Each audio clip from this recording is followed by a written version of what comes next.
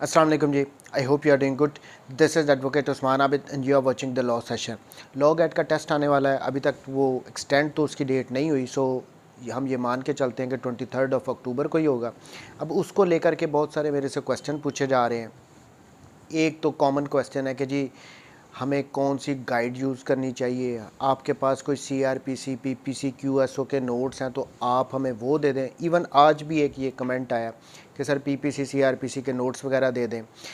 तो पहले तो जो भी मेरे रेगुलर लिसनर्स हैं उनको मालूम है मेरे बारे में, मेरा बड़ा स्ट्रिक्ट स्टांस है इस पर। देखें, अगर तो आप वकालत में कामयाब होना चाहते हैं, अच्छा वकील बनना चाहते हैं, या फिर आप लॉ गेट को पास करना चाहते हैं इवन, तो आपको बेरक से पढ़ना पड़ेगा। ना कोई गाइड ना कोई नोट्स। ये सिर्फ तब तक यूज़फुल थे जब तक आप LLB कर रहे थे, कॉलेजेस में यूनिवर्सिटीज़ में थे। ये वहाँ तक की कहानी है, ये तभी चलते हैं। अगर हम रिसेंटली जो टेस्ट हुए हैं लॉ गेट के उनको देखें तो ये टेस्ट हार्डर से हार्डर क्वेश्चंस इसमें पूछे जा रहे हैं, कॉन्सेप्चुअल क्वेश्चंस इसमें पूछे जा रहे हैं, रिपीट नहीं कर रहे। वो आपको डेफिनेशंस दे के उसमें से फिल इन द ब्लैंक्स कहते हैं, इसको पूरी करो। अब क्या आपको ये नोट्स में मिलेंगी, क्या आपको ये गाइड्स में मिलेंगी? देखिए, जो गाइड्स में क्वेश्चन दिए गए हैं ना, वो आप बेरक पढ़ने के बाद प्रैक्टिस के लिए उनको देख सकते हैं कि मेरे कॉन्सेप्ट क्लियर हुए हैं या नहीं। लेकिन वो ही क्वेश्चन एग्ज़ाम में आएंगे, ये तो पॉसिबिलिटी नहीं है। ये तो अब क्लियर बात है, ये टेस्ट टफ है, कॉन्सेप्चुअल क्वेश्चंस आते हैं। सो इस पे एक बात पे हम जो पहुंच गए हैं वो ये है कि हमें बेरक से पढ़ना पड़ेगा। नोट्स कोई ऑप्शन नहीं है, गाइड्स कोई ऑप्शन नहीं है। मैं पहले दिन से इनको सपोर्ट नहीं करता हूँ। सेकेंडली, अब फिर मुझसे ये क्वेश्चन पूछा जाता है कि जी ये हम बेरक लें कहाँ से, कहाँ से हमें ये मिलेंगे। देखें, आपके शहर में जहाँ पे भी आप रहते हैं वहाँ पे लॉ बुक्स की शॉप होंगी, अब वहाँ पे जाके इनको ले सकते हैं। या आपकी जो कचहरी होंगी, हर कचहरी में बुक शॉप्स होती हैं नॉर्मली, आप वहाँ पे जाके ले सकते हैं।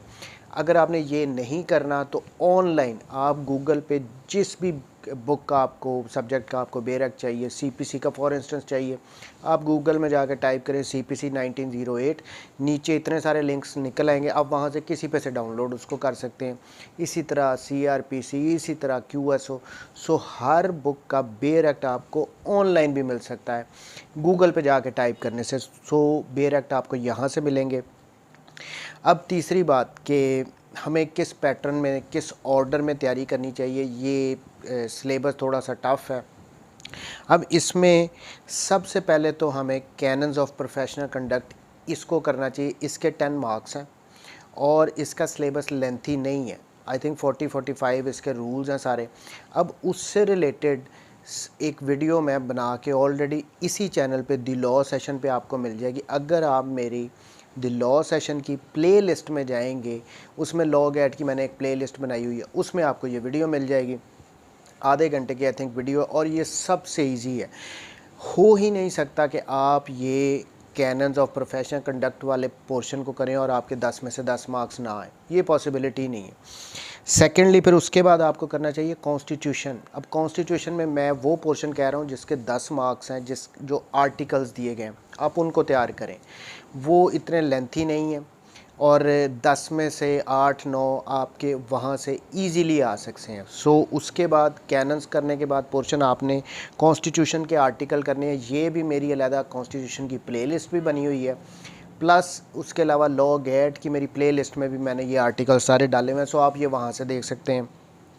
फिर उसके बाद आपको करने चाहिए केसेस, जो 8 आई थिंक केसेस हैं सिर्फ लॉ गेट के सिलेबस में।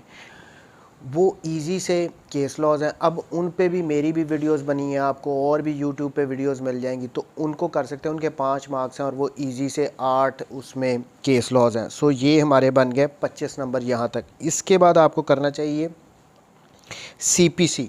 अब ये CPC के जो सेक्शंस और ऑर्डर्स दिए गए हैं, ये 20 मार्क्स का पोर्शन है और इसमें इतना लेंथी सिलेबस नहीं है। अब ये भी सारे के सारे ये CPC का जो लॉ गेट का सिलेबस है वो मेरे लॉ गेट की प्लेलिस्ट में आपको मिल जाएगा, या फिर आपको सीपीसी की प्लेलिस्ट में भी वो सारे सेक्शंस ऑर्डर्स आपको मिल जाएंगे।